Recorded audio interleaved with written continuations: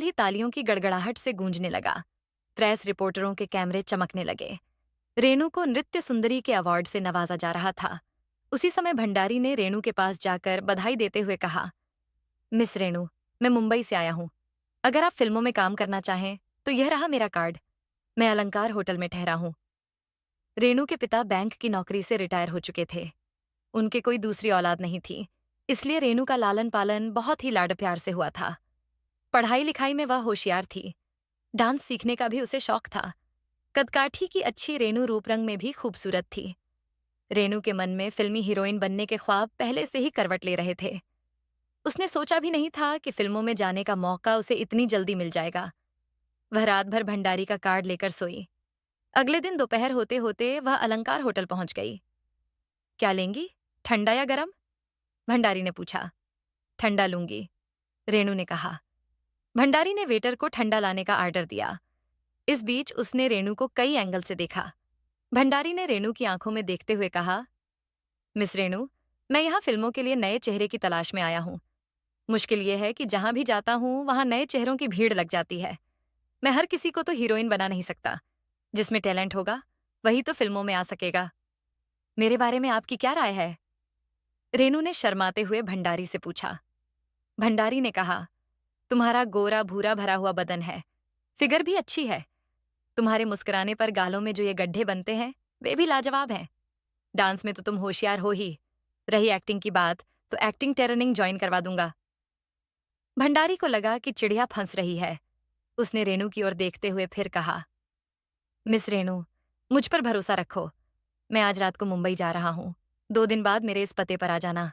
साथ में कोई ज्यादा सामान लाने की जरूरत नहीं है। वहां मैं सारा इंतजाम कर दूंगा। अभी तुम अपने घर परिवार या फिर यार दोस्त को भी मत बताना।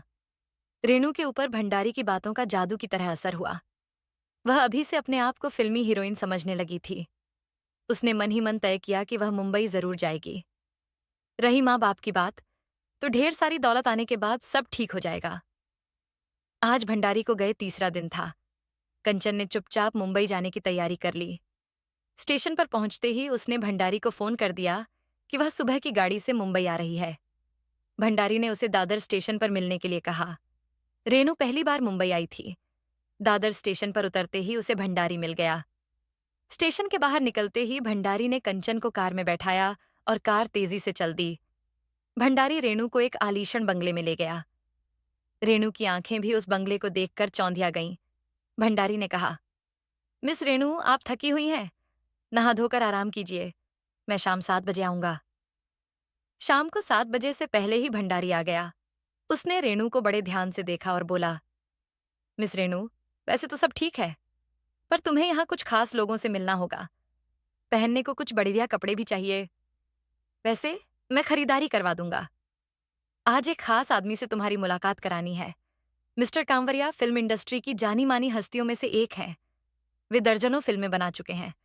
बहुत ही कामयाब फिल्मकार हैं। भंडारी ने कंचन को गाड़ी में बैठाया और थोड़ी ही देर में वे समुद्र किनारे बने होटल स्टार में जा पहुंचे। कांवरिया वहां पहले से मौजूद था। भंडारी ने रेणु का परिचय कराया। कांवरिया रेणु को देखकर बहुत खुश हुआ। एक अनछुई कली उसे मिलने वाली थी। कांवरिया ने भंडारी से कहा, क्या लेंगे, ठंडा या गरम? भंडारी ने कहा, कल की होने वाली हीरोइन हमारे सामने है। आज तो कुछ यादगार पार्टी हो जाए। आज का मीनू मिस रेणु की पसंद का होगा। रेणु ने केवल ठंडा पीने की हामी भरी। ठीक है, आज हम भी मिस कंचन की पसंद का ही ड्रिंक लेंगे। कांवरिया ने वेटर को ठंडा सॉफ्ट ड्रिंक लाने का आर्डर दिया। थोड़ी ही देर में वेटर ने टेबल पर ड्रिंक सजा दिया।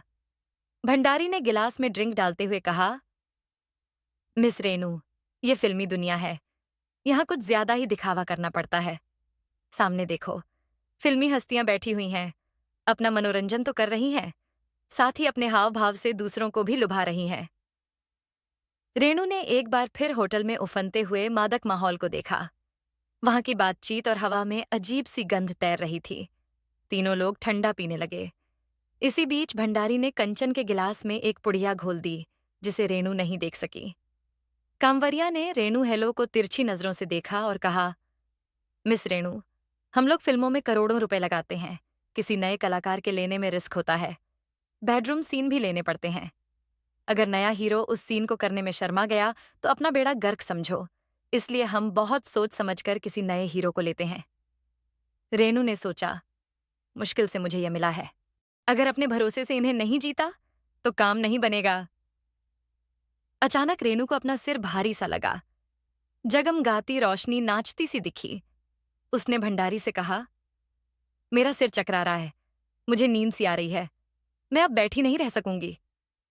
भंडारी ने कांवरिया की ओर देखा और कहा, चलो हम लोग चलते हैं, कल स्क्रिप्ट पर चर्चा करेंगे।